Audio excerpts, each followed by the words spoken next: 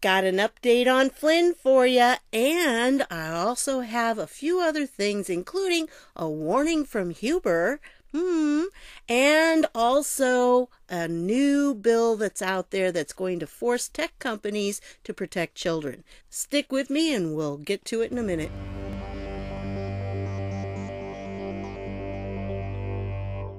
Hey everybody, this is Deb with Truthification Chronicles, and I've got several little things here I want to point out to you. The first one is this article, and this is from the Just the News site. I really like this site. I hope they keep going, and I hope they end up making it big, because they do an excellent job with their reporting. They've got some good reporters, and they actually tell the truth. So kind of refreshing to have that. Anyway, Obama DOJ officials privately told Mueller they were alarmed by FBI treatment of Flynn. Oh yeah, guess what? A little notice letter from Special Counsel Robert Mueller's office divulges Obama DOJ concerns about FBI treatment of ex-Trump National Security Advisor. So yeah, this is by John Solomon. You go through this, and even Acting Attorney General Sally Yates, she was concerned about how they treated him. So very interesting to read this. I'll leave the link down below so you can go through it. But it appears that everything that Sidney Powell has been saying is true. Yeah, all of this stuff is out there, and it's in the Mueller report. Well, it's not in the actual report. It's in the documents that they used to create the report. So yeah, we're finding out now that the stuff in the report is not an accurate summary of the documents and the evidence that Mueller was working with. So, or really Mueller wasn't doing it. We all know that, right? Weissman was manipulating everything. So anyway, Sidney Powell is right. And she was also right on something else, but we'll talk about that in a different video. Anyway, so let's go on. Huber gave this kind of ominous statement. Well, not ominous to you and me, but to certain people out there, this was, I think, a warning shot. And this is a quote from him. "No amount of bank accounts, shell companies, burner phones, or the transfer of millions of dollars to foreign countries will stop us from tracking down money stolen from the government and holding criminals responsible for their wrongdoing." Yeah, dum. And that was in reference to this, and the quote is actually in here, but this is on the DOJ website. Jury finds Los Angeles businessman guilty in $1 billion biodiesel tax fraud scheme. Yeah, and you're probably going to be surprised, but this happened like between 2010 and I think 2016. So, gee, I'm sure you're surprised that there would be some kind of biodiesel scam during that time. Yeah, anyway, but the 4 members of the Kingston family, including the CEO and CFO of Washakie Renewable Energy, previously pleaded guilty. So this is like the last person here that they, got in there. And I'm telling you, it was $1 billion of our tax money that they were given back because they were here's that quote right here. So there's the quote from John Huber. And so it was supposed to be this nice biofuel tax credit for people that were trying to promote, a clean fuel alternative and everything. So basically they kind of laundered the biodiesel. What they would sell it to other companies, like shell companies, and then buy it back. It was like handing it from one to the other so that they could claim that they had this these tax credits. $1 billion, yeah, of our money. I mean, that's like significant. I don't know about you, but when I think about having $1 billion, I just can't wrap my brain around that much money. It's just, I understand a lot of people deal with millions and billions of dollars. Not me. So anyway, I just wanted to point that out to you. I'll leave this down below because you just go through here and it's, whoa, what's going on? Well, it mentions somewhere in here that there was this group that they were part of, and I'm not seeing it right now. Oh, here it is. The Kingstons, who are all members of the Davis County Cooperative Society, also known as the, quote, Order, each pleaded guilty on July 19, 2019 for their role in the scheme. Okay, when I saw that, I thought, okay, what is this Davis County Cooperative Society? So I looked it up, I did a DuckDuckGo on it, and this is what I came up with. Now, look at what it says here, that the Davis County Cooperative Society and their leadership categorically denies the existence of any conspiracy to unlawfully obtain government aid, to systematically commit fraud, or to engage in any doctrine that could be described as, quote, bleeding the beast within the co-op. Okay, and you do need to know that they're affiliated with the Latter-day Church of Christ. So I wanted to point that out. That's going to play in when I show you this. But anyway, you see that quote there? Well, that quote, when I clicked on that link, this is what I brought up. Well, it doesn't say anything about that. I didn't see it anywhere. I mean, maybe it is somewhere hidden on the site, but not there. And of course, they're all talking about the golden rule, do unto others as you would have them do unto you. And that we're just so good. And look at this. We want to talk about George Washington's rules of civility and decent behavior. And then you go to some of the other pages and you can see here their beliefs. And I mean, they don't say that they are, you have to be part of that church to be in here, but because it says that, but they love our country. We believe in government and being subject to the laws of the land, except evidently when it comes to biofuel. Oh, and defrauding the government. Well, obviously it's not the organization. It was some people who were members of the organization. So it doesn't necessarily reflect the actual organization. I just thought it was interesting that, we believe in government and being subject to the laws of the land.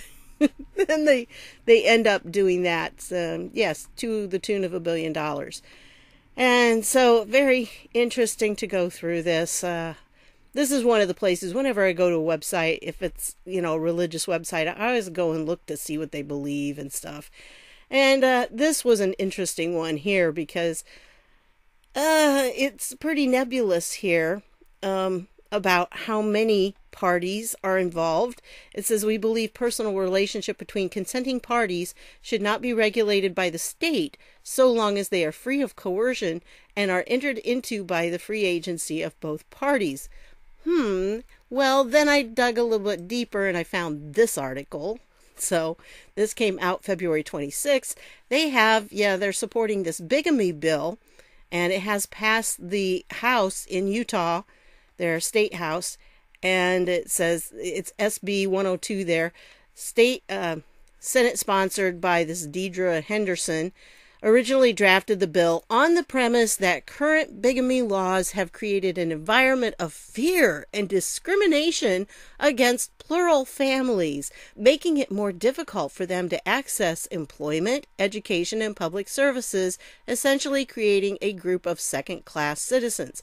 So I didn't read the bill itself, but it seems to me like what they're doing is reducing it to a misdemeanor if you are caught in a multiple marriage or a plural marriage, as they call it. So, I don't know.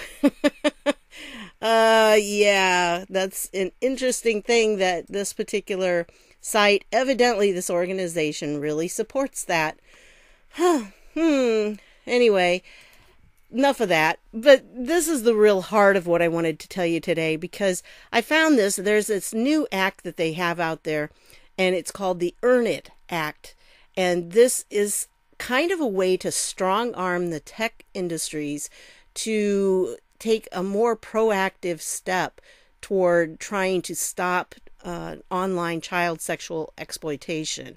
And I think, it's very interesting that this is bipartisan. I mean, if you look, you've got, you have to go down here to see who they all are. Well, this is some of them. I'll show you in the act itself. But it's got people from both sides in this bill. And when you listen to them, see here, you've got Kevin Cramer, who is a Republican, Doug Jones, Democrat, Joni Ernst, Republican, Bob Casey, Democrat, Sheldon Whitehouse, Democrat, Dick Durbin, Democrat. And I got to tell you, folks, this is probably the first time I sat through an entire hearing, and just listened to all the Democrats and didn't feel like I was opposing what they said. I know that's scary, isn't it? But they all seemed very concerned about this as well. Anyway, this particular thing, and their opening statements were pretty intense, but they're kind of long, so I didn't want to really go into that. Down here, it's called the Earn It Act. It's supported by more than 70 groups, survivors, and stakeholders, including the National Center for Missing and Exploited Children. And they had a representative there, NECMEC, I guess they call it, Rights for Girls, and the National Center on Sexual Exploitation. Background on the Earn It Act. They started it out where they had a hearing called Protecting Innocence in a Digital World. I've not heard that one, but there's a link to it right there if you want to take that. Again, the links to all these things will be down below. Well, not that, but I'll link to the main page and you can take that. And then the New York Times in 2019 had a series of investigative reports on things that were going on in the internet community that was involved in child sexual abuse. And they described the rapid increase of child sexual abuse material on prominent online platforms. And frankly, I know this one's going to be demonetized just because of this topic, but I don't want to pull any punches on it. I think you need to hear this. I think you need to be aware of it. So I don't really care. I'm going to say whatever I want in this video. And for those who don't understand that, when they're demonetized, they don't get the play. They're not recommended like the other videos. It's kind of like there's a black mark in the coding of it. And so it really does change how many people view the video. But I think this is important still. And so I hope it gets a little bit of play and people get to see it. But anyway, this is really a serious problem that we have on a lot of these online platforms, that children are really being exploited. And so reports of suspected child sexual abuse material to this NECMEC cyber tip line have exploded since its inception. For example, over the past 5 years, reports increased from 1.1 million in 2014 to 16.9 million. Look at the difference in that, covering 69.1 million photos, videos, and files in 2019. So it has really exploded. And this is something that it's a very important thing. It has to do with not just videos and I mean, it's pictures, videos, everything. And instead of using the term that it's child porn, they're changing it so it's child sexual abuse material, because that's exactly what it is. And they should not pull any punches when they're talking about it. And for those of you who know, I've talked about this before, Section 230, they have this section in the Communications Decency Act that allows different online platforms to be able to avoid prosecution for some things. And it really has been kind of like a blank check. Now, it was created back in, I think, 1998, if my memory serves, which it doesn't always, but I think that's it. And at that time, the internet was very new, really. And so they wanted to encourage it to grow. And in order to do that, they gave it this platform, kind of an immunity, so they wouldn't have to face being sued for things. Like, okay, so there were chat rooms and there were, forum boards and things like that that were supposed to be able to foster free speech. And in order to do that, then the people that owned the website, there had to be an immunity so they weren't held responsible for what the individual posters put on there. And of course they would have community guidelines, but they had to have, they couldn't be held responsible if somebody posted something bad. They could tell them to remove it, they could remove it for them, but they were not held liable for that particular thing. And this was huge because no lawsuits, and so it really did allow them to grow. But as somebody pointed out, I can't remember who it was in the hearing, they're not infant platforms anymore. They don't need this kind of protection. And especially since a lot of them have been stepping away from that and they want to act as if they're publishers, but they still want the protection of the Section 230. And so there was some talk in the hearing about them possibly even just doing away with the Section 230 immunity, which would be huge. Of course, they had one representative there who was supposed to be representing the majority of these online sites, and she was very much against it and said that it would make it almost impossible to prosecute these people that were hurting these children. And it's like, wait, I don't understand that. And there were 3 people that had her explain it, and I'm telling you, by the time she got done, I still didn't understand how she was taking that position, saying that it was going to stop them from being able to prosecute the people that were harming the children. Yeah, nobody was buying it, what she had to say, and she was the only one that was actually saying no. The others were supporting it, but we'll talk about it in a minute. Anyway, here's what it's going to do. What they want to do with this is it would create, it would amend this Section 230 to allow companies to earn their liability protection for violations of laws related to child sexual abuse material. So in other words, they would establish a criteria, and if those websites did not, maintain that criteria of diligently looking for any problems and trying to stop any problems with the child sexual abuse material, then they would lose their 230, liability protection. So that is a huge incentive. And I think the reason they're talking about doing this is because they feel like a lot of these companies, some of these companies, are not doing all they can to protect children. And so that was one reason why they wanted to do this.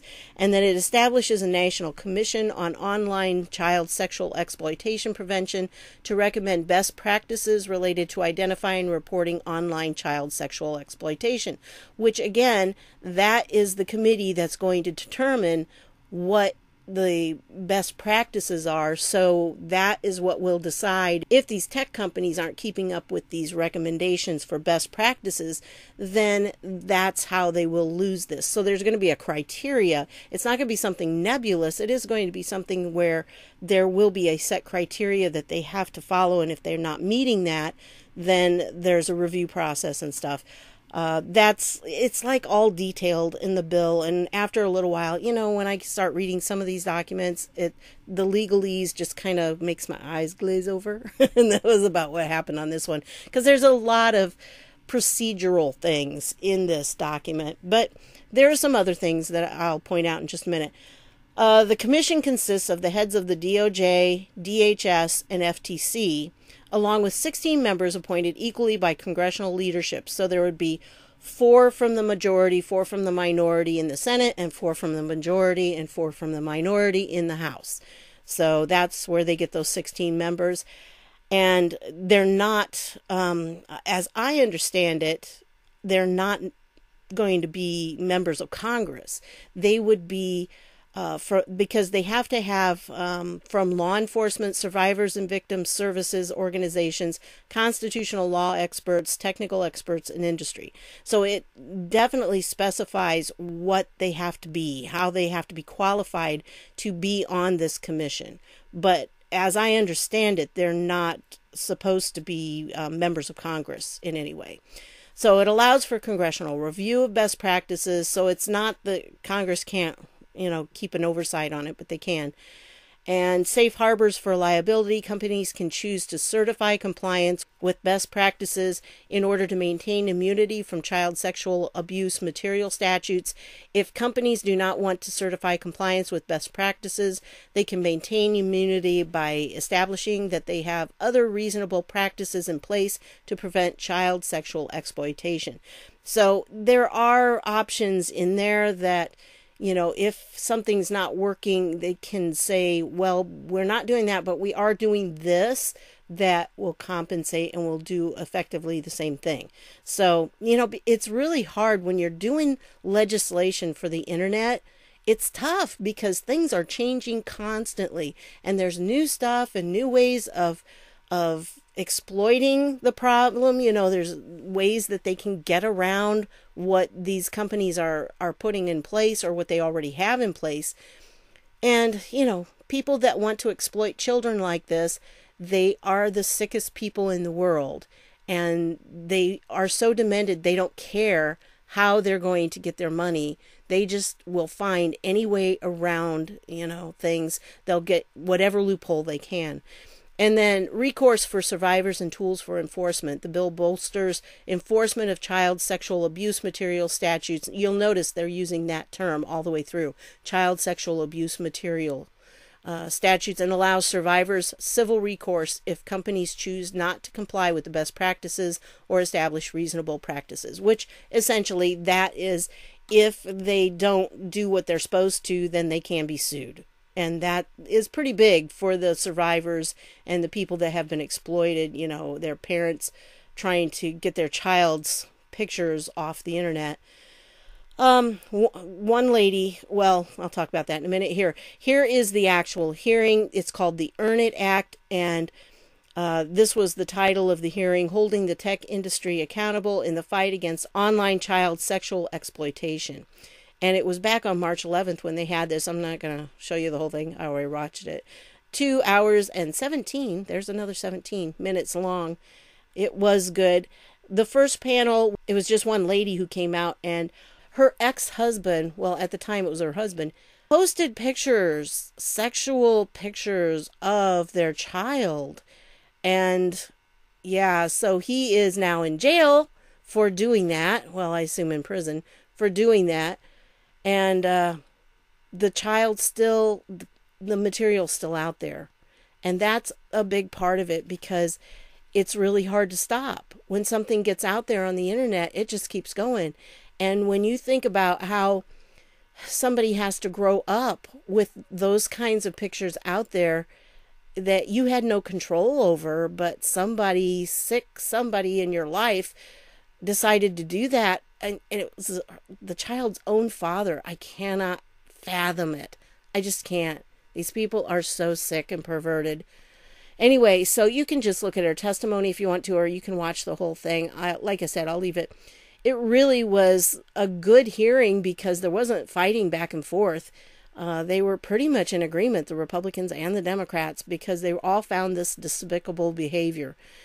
Panel 2 had these people. It had this guy, John Sheehan, who was the vice president of the Exploited Children Division of the National Center for Missing and Exploited Children, the NCMEC thing. And so he had a really good opening statement. This guy right here, I don't know, I heard 2 different ways of saying his name, so I don't know if it's Cine or Sean. I even heard Sheen, or I don't know. Anyway, so he was the chief legal officer and secretary of Match Group. So, they're like an online dating service. And he testified, he was actually for this bill. And he testified how they already are addressing this issue. Because, while you want adults to be able to meet up on these match sites, you don't want to have any of this child exploitation going on in any way. And so they already have some processes in place that hopefully keep that from happening. I don't know that anybody, any site can keep it from happening 100%, but they're trying, and they're really trying to stop it. And so actually both of these, of course, this one, from the National Center for Missing and Exploited Children, and then this guy, and then this one, Mary G. Leary, who's a professor of law at the Catholic University of America. Of course, she's for it. And so all 3 of these were definitely for this piece of legislation, because it would allow the victims to actually have more power when they go to court over this. But this one, I don't know. This one was Ms. Elizabeth Banker, and she was the Deputy General Counsel for the Internet Association. And she supposedly was representing these people, but I think, who was it? Somebody pointed out, I don't know if it was Lindsey Graham or Josh Hawley. I can't remember, but one of them pointed out that they had talked to some of the member organizations and they were all for this piece of legislation. And she was so against it because she was complaining, again, like I said, that somehow that was going to keep people from being prosecuted, which it was crazy that she was saying that. And then she also, I think, was really worried about the encryption aspect of things. They were afraid that they would have to give up some of their encryption and have it, basically be subject to the government. And that wasn't part of it at all. There's nothing about that in this bill. Now, I'm not saying that couldn't happen, but anyway, if you take this link, you'll find the legislation, and here it is. It's Senate Bill 3398, and if you come down here, you can read the text of it. And here are all the people that are signed on it. Graham and Blumenthal, Kramer, Feinstein, Hawley, Jones, Casey, Whitehouse, Durbin, and Ernst. So like I said, it's got Republicans and Democrats in there. And the title of it is Eliminating Abusive and Rampant Neglect of Interactive Technologies Act of 2020. That's how they earn it. Somebody just sits around thinking of these acronyms. But anyway, that's why they get it. And plus, it also means they have to earn having that Section 230 immunity. And then you can go through and you can see what they're talking about. They define things, and the purpose of the commission is to develop recommended best practices that providers of interactive computer services may choose to implement to prevent, reduce, and respond to the online sexual exploitation of children, including the enticement, grooming, sex trafficking, and sexual abuse of children, and the proliferation of online child sexual abuse material. And so again, it's going to be 19 members, and you're going to have the Attorney General or a representative of his, the Secretary of Homeland Security or a representative, the Chairman of the Federal Trade Commission or a representative, and then the 16 are going to be 4 by the Majority Leader of the Senate. And then here are they say they have to have, one has to have this qualification, one has to have this, one has to have this, and one has to have this, and I'll show you those qualifications in a minute. And then 4 from the Minority Leader of the Senate. And again, they have to have one that has each of these qualifications.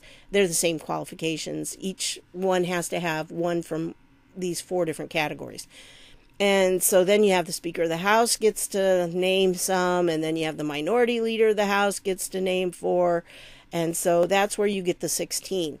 And so here, of the 16 members of the commission appointed under paragraph 1C, 4 shall have current experience in investigating online child sexual exploitation crimes. Okay, so that means that 1 from each of those groups, okay? 1 from the Majority Senate, 1 from the Minority Senate, 1 from the Majority House, 1 from the Minority House. So they each get to pick 1 person who has this experience in investigating these types of crimes. And 2 shall have such experience in a law enforcement capacity, and 2 shall have such experience in a prosecutorial capacity. And so I don't know how they're going to figure out which ones are which, but they will. And then 4 shall be survivors of online child sexual exploitation or have current experience in providing services for victims of online child sexual exploitation in a non-governmental capacity. So again, these are not people that are members of Congress. They're not elected officials. They're going to be appointed by elected officials. Anyway, then this one, 2 shall have current experience in matters related to constitutional law, consumer protection, or privacy, and 2 shall have current experience in computer science or software engineering related to matters of cryptography, data security, or artificial intelligence in a non-governmental capacity. And 4 shall be individuals who each currently work for an interactive computer service that is unrelated to each other interactive computer service represented under the subparagraph, representing diverse types of businesses and areas of professional expertise, of whom 2 shall have current experience in addressing online child sexual exploitation and promoting child safety at an interactive computer service with not less than 30 million registered monthly users in the United States. So it's going to be fairly big. It's not going to be a little site. And 2 shall have current experience in addressing online child sexual exploitation and promoting child safety at an interactive computer service with less than 10 million registered monthly users in the United States. And then then it goes into like when they have to have them done. Now the appointment, it's for 5 years, 5-year term. I don't know. I kind of think 5 years is not compatible with, what we have with our government. I understand, okay, senators are for 6 years, but it just seems like you would kind of go with a 4-year type thing. That would make more sense to me, that they would go with the president and they would go with, I don't know. That just would make more sense to me. But anyway, so that's what this does. It just sets it out so that these organizations would have to comply with these recommendations, the best practices that they set up. And if they don't, then they'll be liable for suits and they could have their 230 liability stripped from them, which most of those organizations would be really panicked to hear that. So anyway, you can keep track of this bill by taking this page. Remember, you can always see what's going on, the actions, the titles, and different things, and see how far it's moved, because it will tell you right here, where it's going. So right now it's being introduced in the Senate, and we'll see what happens to it. It will probably look a lot different by the time it gets done, but anyway. So I listened to it. I think it's a good bill. I don't really see anything in it that could be too negative. I thought the discussion in this particular hearing right here, I thought the discussion that they had concerning whether they should just get rid of the 230 section, I think that was very interesting, because you realize that the type of censorship that we're undergoing right now with, different platforms, they want to act as publishers and to decide, yes, this can be put on our platform, and no, it can't. Well, they don't actually do that on YouTube. They're not really deciding that we can't have this. Well, there are a few things, like they took down my one video on the difference between a hoax and a false flag. And they also took they took that one totally down. And then they took the one down about the whistleblower, he who shall not be named, because I named him. Ooh. And so anyway, and that's all just kind of disappeared. Yeah, have you noticed in the news, all you're hearing about now is the coronavirus? See, I do know the name of it. And again, I was playing the game. I have to play the game, because once this one's demonetized, it's very likely that the next several will also be demonetized right off, and I'll have to put in to have them reviewed. And who knows, sometimes they take that little code off and sometimes they don't. Sometimes it's left there and you just don't get very many views. It doesn't circulate. Nobody sees it except my subscribers, which is good that my subscribers do, but not even all of them are seeing it. So anyway, this particular hearing, I thought it was really good. Again, it's a little over 2 hours.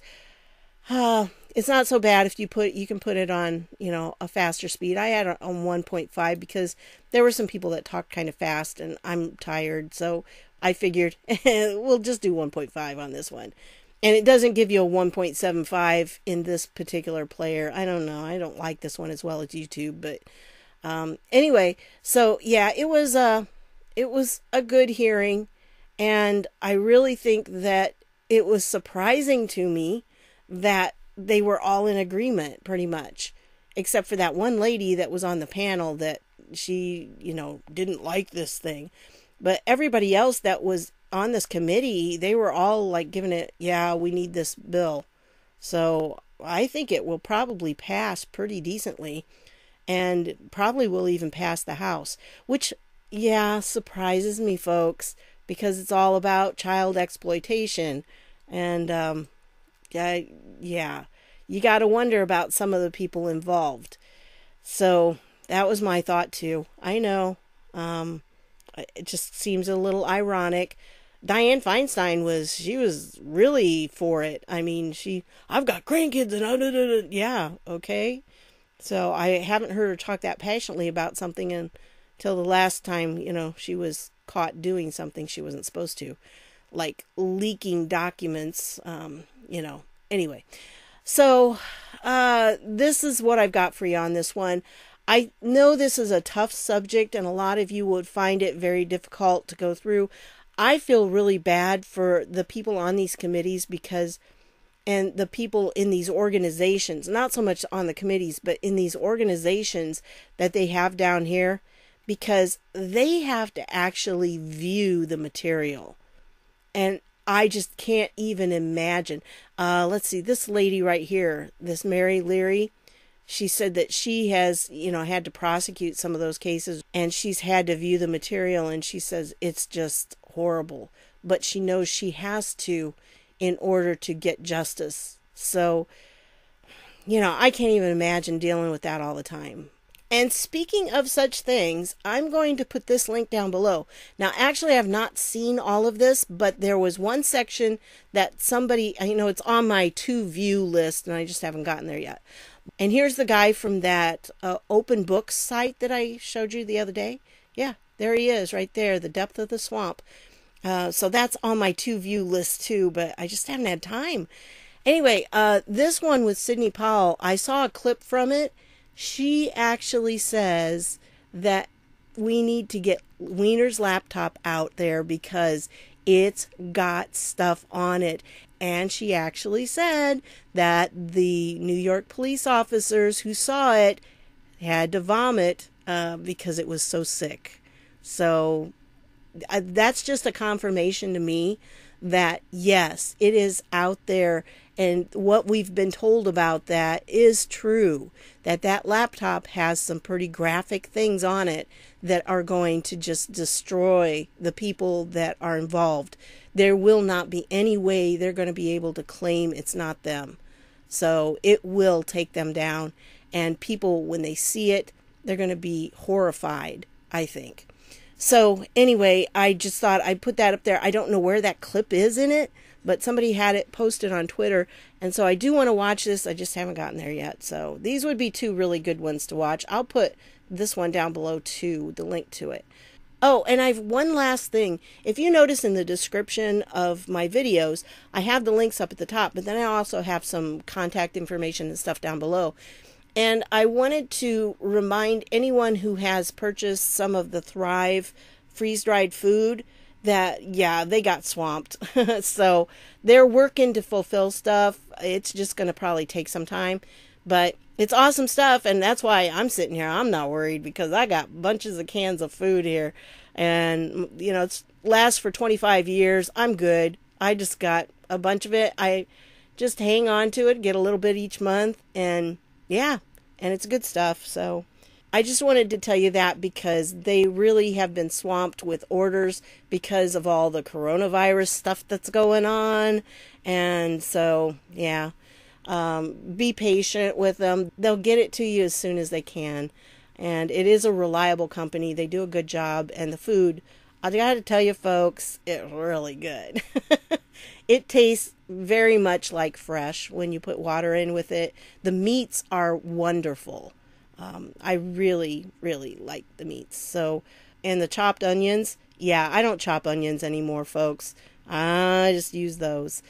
Very easy to put together a meal. I can put together something in 5 minutes and have some rice and vegetables and meat, and yeah, it's good stuff. So anyway, if you haven't heard about that, you might want to look down below.